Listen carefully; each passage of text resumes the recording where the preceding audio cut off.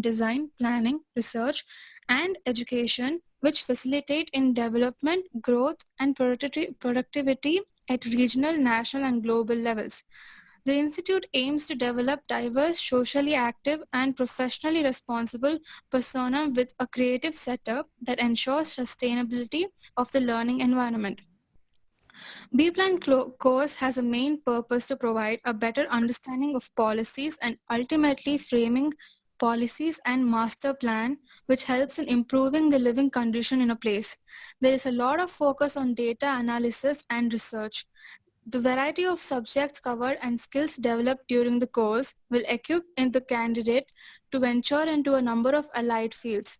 Planners work on a large scale with a greater opportunity to be employed in the government sector, along with various development authorities of preparations of master plan.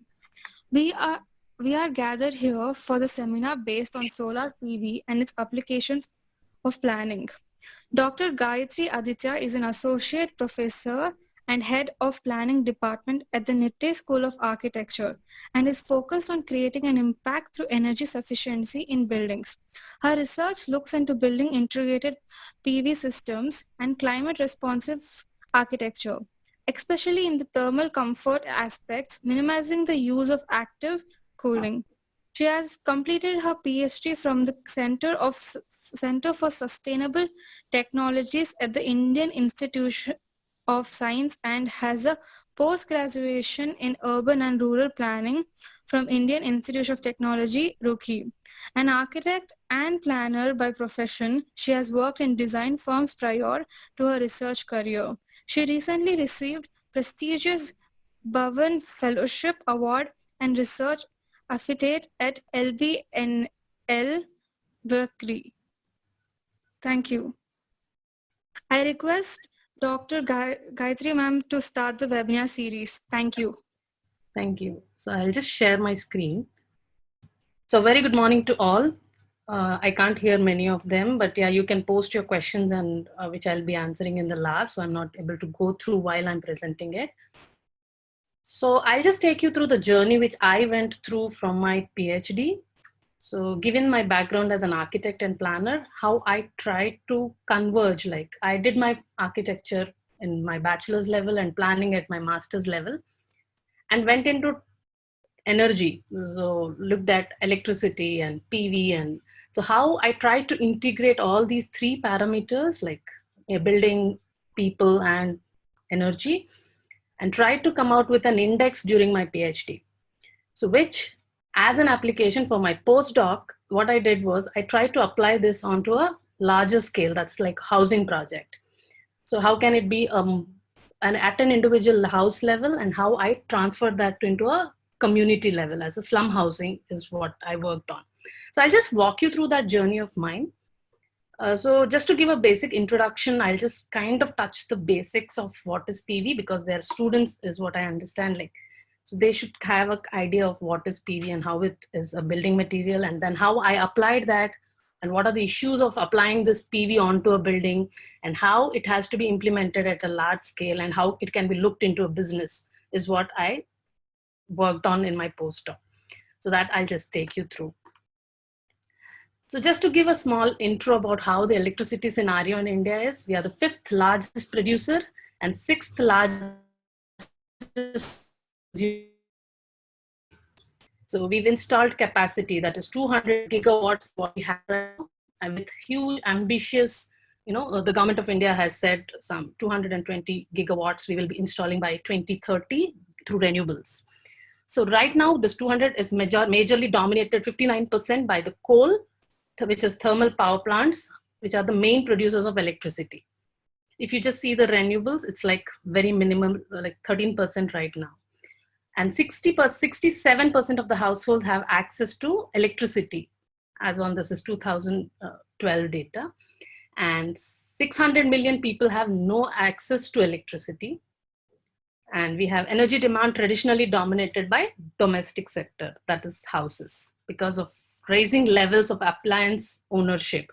So now even a slum house has ACs and TVs, and needless to say, mobile phones. So this Persistent issues with centralized electricity. So centralized electricity is you produce electricity at one place and send it to transmit it and distribute it at the residential level. Whereas decentralized is you produce at the place of consumption. So the issues with this centralized electricity is you have supply demand deficit. So you have inefficient transmission and distribution losses. So which in India right now it is 33%. So 33% of energy is lost during the distribution and transmission. And we have a lot of dependency on coal, though we have coal mines in India, but we depend on Australia. We import coal from Australia, which is 28% of the total primary energy consumption of the country. And we have impact on land use. So as in all this mining, waste disposal, how are we transporting it, all the carbon emissions which are happening because of this, which we call the embodied energy. So, and most importantly, we need a lot of land for this. With the growing demand for land, we have to think of various alternatives. A small glimpse of what is the Indian domestic sector looking like. 40% of the energy is expected to double by, which we are using now, is expected to double by 2040. And the domestic energy consumption has increased from 100 terawatt hour in 12 years in 2012. So 20 billion square meter of new floor area is expected by 2030. Right? So we have a lot of buildings to come up, and 67% of housing infrastructure for 2030 still needs to be constructed. This poses like a heavy demand for land and energy, both. So what is the need of the hour? So electricity solutions should be decentralized, which I said, like the place of consumption should be the place of generation too. And electricity solutions that can be integrated well with domestic sector, because that's the major consumption point. Electricity solutions that can reduce the impact on land as a resource, and the solution that has to be truly green. So just this map, many of you will be familiar with, right? So this is the solar map, which is like made by NREL, National Renewable Energy Laboratory of USA. So we have 250 to 300 sunny days. So which means to say in a day, we have 4 to 7 kilowatt hours per square meter of solar radiation, which is very decent amount of solar radiation, right? So solar PV is the solution, which is decentralized and modular in nature. So modular here, I mean, is like today I can have 2 panels, which can be increased later to 4, 10, depending on my affordability. So with an average, so this is a calculation made by a professor, SP Sukatme from IIT Bombay. He says, if every household, okay, if every house with a rooftop of 3 kilowatt PV system, and only 20% of the houses, say 425 million houses, have 3 kilowatt PV on their rooftop, this would generate by 2070, 90 terawatt hour of electricity. And this is noiseless, like your wind turbines, mini wind turbines and all make noise, okay, as compared to other renewables. And it saves land as a resource. So we can have a solution where we can integrate into the building. So having said all this, like, so when you integrate this PV panel onto your building, it's called BIPV, it's building integrated photovoltaic. This as a solution for energy generation. So the estimate is like, I'm just giving you these numbers to get an idea, the feel of how, the prominence of this problem. So 1.7 billion India's stabilized population, 425 million housing required, and 1840 kilowatt hour per year is the per capita electricity need. Okay, the total electricity needed would be 3,128 terawatt hour per year. So if 30 square meters available per household, we can, with a 4 kilowatt peak PV producing a 5 megawatt hour per year. So this is a brilliant number, right? So when this is way beyond what we consume as electricity. So just where all we can integrate PV, when the PV becomes your building envelope interface and it regulates your indoor conditions in response to the external climate. So you can place this, if you can see this graph, so you can place it horizontal, inclined, vertical. So horizontal, your roofs and shadings, walls and openings. And similarly, when I have PV applied, so we call BIPV is when it becomes the part, instead of a roof, it becomes placing on a concrete slab is called building applied photovoltaic, for terminology, like to understand it much better. Whereas the roof itself is PV panels, then it's called building integrated PV panels. So these are like, this is the left-hand side top one is IISc building. This is where my whole study went on. So there is no roof beneath this. So if you can see, these are examples of building integrated photovoltaics. So when PV becomes a part of your envelope, it takes care of all your functions of your envelope. So it has weather protection, it has protection from shading from sun, noise protection. You have thermal insulation, and it is aesthetically appealed, sorry, it's typo here. And it covers the refraction, electromagnetic shielding, safety. All these are available with PV when we use that as a building material. So just to give a glimpse of the terminology which we use, a single cell is a small, like, 10 centimeters by 10 centimeters. This is called a cell on the top. And when a couple of cells come together, we call it as a module. And this module, when you place like some 10 of them, is called an array. So you need a lot of equipment to make this whole system running and produce the electricity, either pump it into the grid or use it for your household. So all this needs a lot of electronics and electrical equipment. So we call that as balance of systems. Okay. So if you just look at this picture, the energy, sun produces the energy which falls on these panels, and that you take it to a box. Just imagine a meter where it converts that DC electricity to AC, and that you can either store it in the battery, or you can distribute it, connect to the load what you're using, or you can distribute it to the grid. So you can have two systems. You can store the energy battery-based system or a grid interactive system. So all this appeals like, it's very rosy, it's so nice, but what is the problem then? Why are we not doing it? So the initial study which we have done, so which shows that, like, most of the appliances which we use at home are, like, you have the picture, the graph on the right-hand side corner, where you see most of it, 7% for air conditioning and 34% for fan, evaporative cooler. So the thermal comfort aspect consumes more than 40% of your energy, right? Rest of equipment is less. Day lighting is the second dominant. So in my study, I concentrated on the thermal comfort aspect.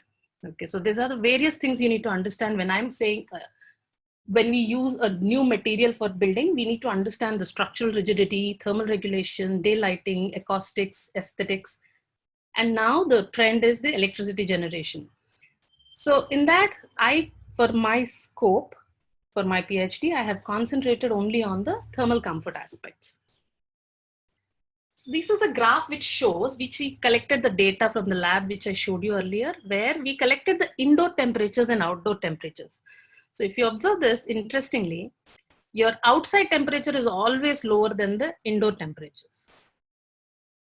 So this we have conducted for the entire year. So I just gave you two graphs here for peak summer and peak kind of winter. So this is the situation throughout the year. So then we went into a little depth of understanding how it is influencing at the various levels. So this graph shows you where we have taken the temperatures from top of the ceiling to the bottom ground. So if you see the cell temperature, that is this dotted line, this blue dotted line here, is the dictator for the entire room temperature. And the solar radiation dictates the cell temperature. So as the panels get heated up during the daytime, your indoor temperatures start raising, and that too beyond thermal comfort temperatures. So it's always like, if you see, it's nearing 35-40 degrees centigrade. And the study happened in Bangalore.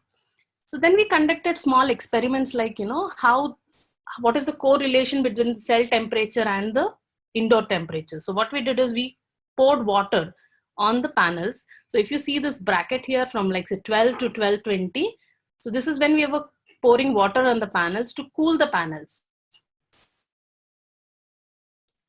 So that is a huge dip in the temperatures vertically along the vertical gradient of the room. When we have collected this, this is the temperature drop. So then we went to the next level of understanding. Is it really happening only in these kind of structures or with regular RCC roof? So then we understood the thermal mass of this PV is 0.0083 and the decremental factor is something around 0.0001. So what does this convey? As compared to a brick which is 0.37 or a concrete which is 0.74 and RCC is 0.2. So this number tells you how quickly this reacts to the ambient temperature or the solar radiation which is falling on it. So that's more important because, so don't get confused with these graphs. So the whole idea what I'm trying to bring in here is, so if you see the right hand side corner on the top, this is the adaptive thermal comfort. So this we would have learned in our climatology where we say the dictator of your indoor comfort temperature is your outdoor temperature. The human body has the adaptability to your outdoor climate. So this graph tells you if you plot the indoor temperatures and relative humidities, what are the major two which we consider for all these thermal comfort studies. Of course, air temperature and radiant temperatures are very important. So what adaptive comfort talks only about the operative temperatures. So where if all my data points, like that is my temperature and humidity, if I calculate and plot it on this graph, if it falls in this dark gray band, then it is like we are comfortable. 90% of the people are comfortable when the temperatures fall in that zone. Sorry. And the lighter blue shade, like on the outside periphery, if 80% of the people are surely comfortable.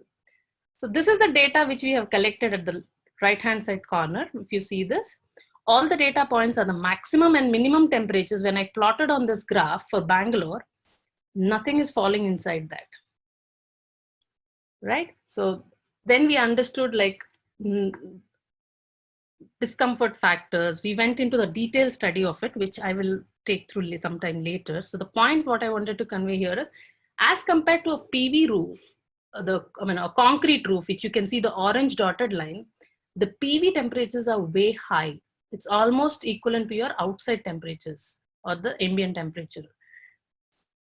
So it causes 2.7 times, it requires more energy, discomfort energy, as compared to a concrete slab. Okay, so we saw the positive side of it. It generates electricity. It generates more electricity than what we consume. But at the same time, there is a lot of energy which is needed for keeping us comfortable. So the understanding in short, if we just put all these points, so the radiation, solar radiation and ambient temperature are very important climatic parameters for the electrical performance of BIPV system. So as the other negative of it is, as the temperature of the panel increases, the electricity output also reduces. So that's why all these cold countries like Germany and all, the kind of efficiencies which we don't get it in India as much. So the maximum electrical performance would mean maximum solar radiation intercepted by the surface. And at the same time, that will increase your cell temperature, and indirectly or your room temperatures are also getting affected. So this again, the room temperature increasing means you're again consuming more amount of energy by switching on your ACs or fans or things like that. And as compared, the energy density of PV is low. What is energy density here? We mean to say in a square meter of area, what is the energy which we are producing, right? A coal power plant it's taking 10 times, like a PV plant would take 10 times more than a coal power plant. Okay, so if you see the large, the landscapes filled with PV panels, the electricity produced, the energy density is very low. So the present indicators, performance ratio, the efficiency of the panels are like, they come and they have an impact on the economics of it. Is it economically viable if you start using it? So these are a couple of issues which we have with PV panels, apart from the positive side of it. Okay. So given this basic introduction, so what are the roadblocks for PV as a building envelope? One is the thermal comfort. The application irony itself, like the solar electricity generated, if it is used for HVAC, what is the whole point of it?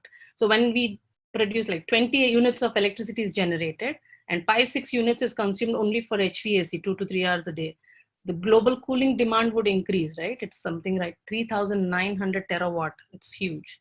So we need to have passive strategies for this thermal comfort. So as a part of this continuation of this, what we have done is we tried to come out with strategies which can make your building more comfortable to live in. Okay. So the three things which we went about is like how we can cool the panels at the panel level. Okay. So the panel itself is cool without radiating that heat into the building, and how we can use other strategies to maximize natural ventilation in the buildings. Together, how we can move towards the greener and low fossil energy consumption. So that should not, we can adopt these passive strategies to make us more comfortable rather than eliminating this solution totally. So what I have kind of worked out in my postdoc here is the understanding of what is the problem, where, which angles, like which aspects to tackle was my PhD work. Once I kind of understood how can I overcome that problem is what I worked out in a divide and conquer method, where below grade, I kind of used geothermal, where I say geothermal, I'll explain in detail as we go along the slides. And at the building level, the thermal comfort aspects, how we can make the building comfortable. And at the roof level, we kind of have how we cool the roof itself, that is the panels, okay? So most of the work when I'm talking, I didn't get into the facade as such for a reason, because we are in between the tropics, right? From equator to tropics, roof is the best place to place your PV panels. Suppose, and generally the thumb rule is like your latitude, wherever you're located, your PV panel should be inclined to the same latitude. So we are in Bangalore, which is 12 degrees. So plus or minus 5, it should be like 15 degrees facing towards south is the ideal positioning of your PV panel. So most of the results and discussions which I make is only for roof most of the time, but I went in detail for my analysis on facade also, but roof will be the major impactor. So if you see this figure which I've made on the top, so can I have a system where I pump in the hot air underneath the ground? So we studied in our climatology where 25, like 1 meter below the ground, the temperatures are always stabilized. So when you go 1 meter below the ground, always it is like 25 degrees for India, more or less. So that is what is the comfortable temperature also. So can I pump in this hot air into the ground and let it cool and send it into the house, and which in turn can go underneath the panels, cool the panels and take the hot air out. So this is one strategy which we are working on. So then if we see, these are the various, so then the potential reduced temperature would be 2 to 8 degrees it can reduce. And we need to use a dehumidifier. So water system, we need a 10 times less energy as compared to HVAC. In an air system, so this can be like you can pump in water or air. So if you pump in water, it is 10 times less energy we can use, and if it is air, it is only 4 times less. But water has its own problems of evaporation and things like that, and maintaining it, all these becomes a big issue. Okay, but just for energy calculations, it's best because of the high specific heat capacity of water. So this is what I worked with a bunch of students, undergraduate students at San Jose State University. So this is the experimental setup which we have made. You can see the PV panel onto the right-hand side. So the strategy was, if the solar panels are on the top of your roof, the electricity is generated and there is some bit of heat which is generated. This electricity is to light your house and use it for your electrical purposes. Whereas this heat can be used to heat the water, and you can use it for your showers, you can use it in the kitchen.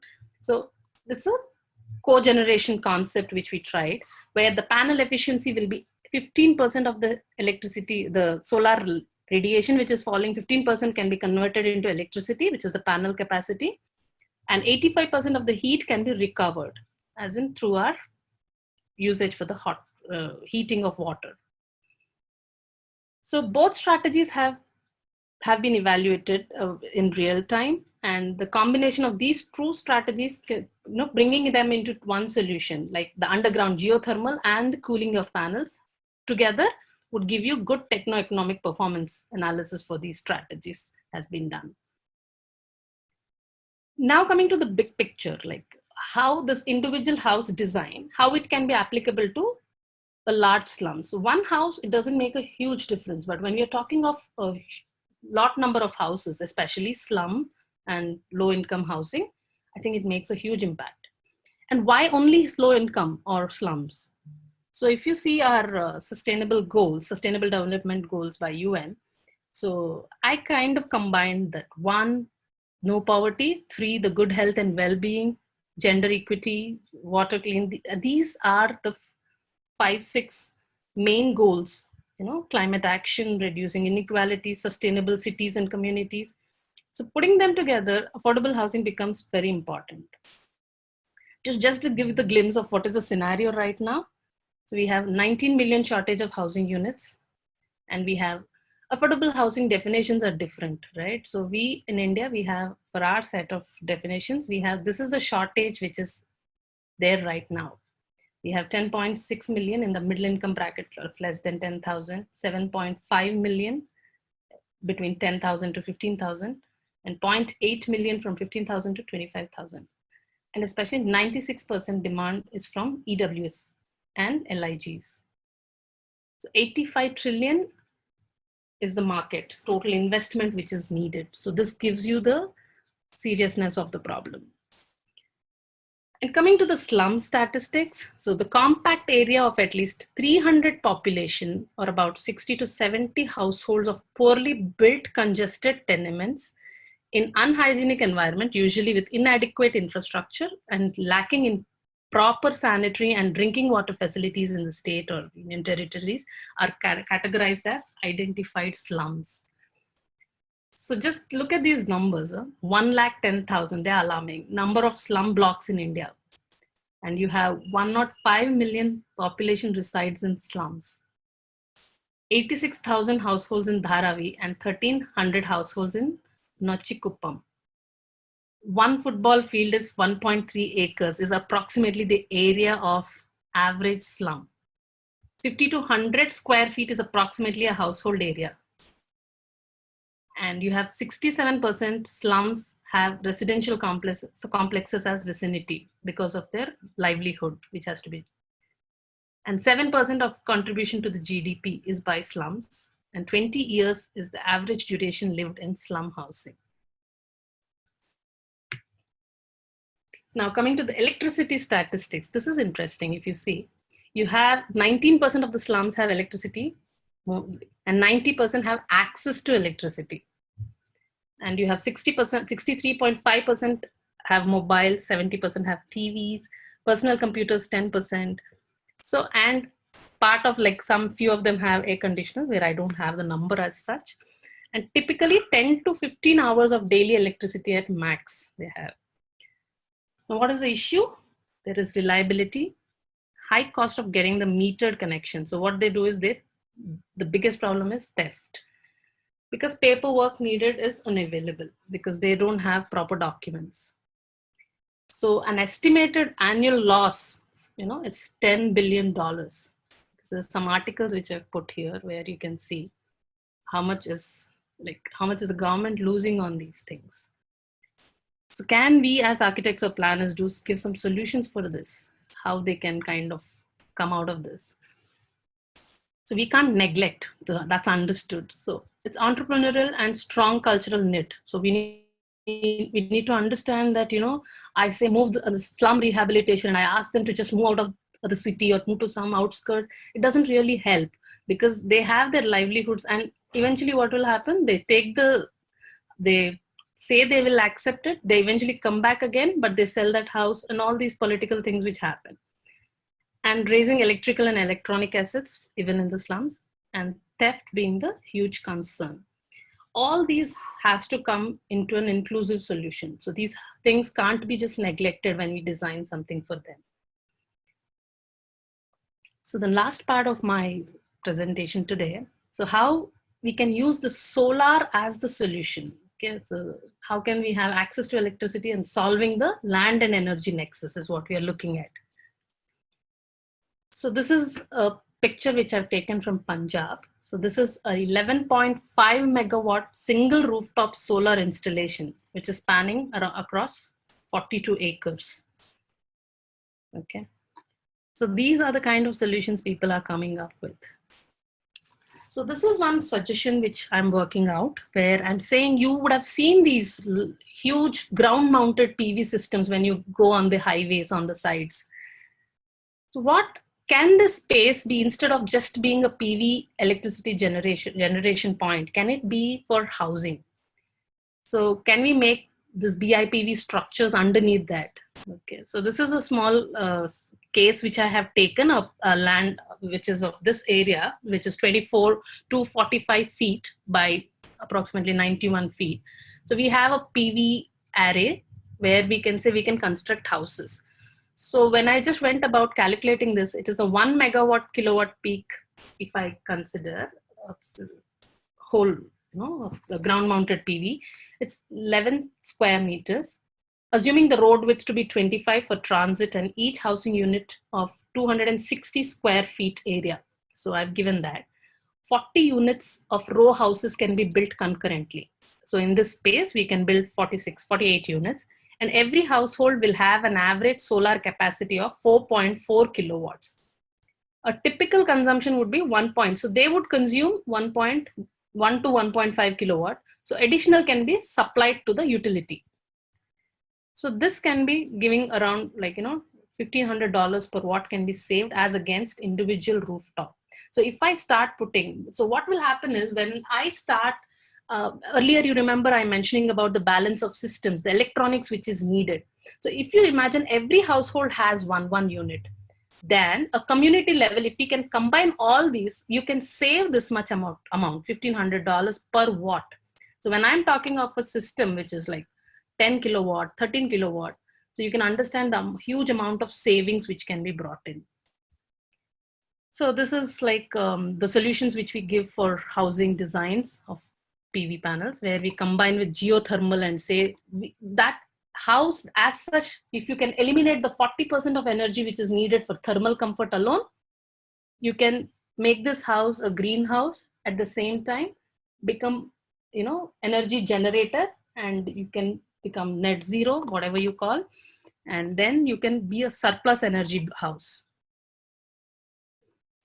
So these are like, I can get into the detail of it, not necessarily, because we are giving this as a business model to the government of India, where we are thinking of, can this solar cooperatives come in? So that's one business model where we can think of all these gated communities and all these. These people can come together and kind of have, having this solar as a solution. Can they come and decide the housing price? Fund comes from cooperatives. There's this called PPA model, power purchasing agreement, okay, where the solar PV panel producers, they kind of put the panels on your rooftop. They take care of everything. So these are the new, policies which are coming abroad in US and all that, where they maintain everything for you. But only thing is, instead of you paying your bills to BESCOM, you pay it to these people, right? So, and apart from that, you have government subsidies and all these things, right? So we can, and revenues, China has one place where you have a huge solar plant and people go there for tourism. That's the best part. And it is designed in the form of some Kung Fu Panda or something. So the other model is captive power plants. So this can be like set up by corporates. So can we say like, the CSR funding, so corporate social responsibility, can the businesses give their social, do their bit to the society by giving their CSR fundings to these slum housing and things like that, and buy back power from them. Today, that's what is happening. Like, all these hotels, Taj and all, They buy their power not from Bescom, but from all these solar power generators which are in the outskirts of the city. So they pump in power to the grid, and these hotels buy here. So these models are already coming into place. So can we have this, the corporates taking responsibility of these slums, and starting these kind of programs is one thing which we are looking into. So affordability from the principle of initial investment and recurring housing expenses like electricity. Can this be a possibility? So I think here I would like to acknowledge LBNL, like they hosted me, and the grant which I got from Brown, which made me work all these things, and especially IISc for the wonderful lab which we had and which helped me in my data collection. So here I stop. Request Manan to give vote of thanks. On behalf of all the staff and students of Nitya School of Architecture, I would like to thank Professor Gayatri Aditya for sharing her valuable talk. Thank you, ma'am, for making time and addressing us on the topic PV and building material. I would like to thank our director, Dr. Architect Chandran Rekha Jetty, for all her support. I would like to thank Rohini ma'am for her support in making this webinar a success. My heartfelt thanks to our faculty for all their encouragement and support. Last but not the least, I would like to thank my beloved fellow mates for all their assistance. Thank you. Have a nice day. Thank you all.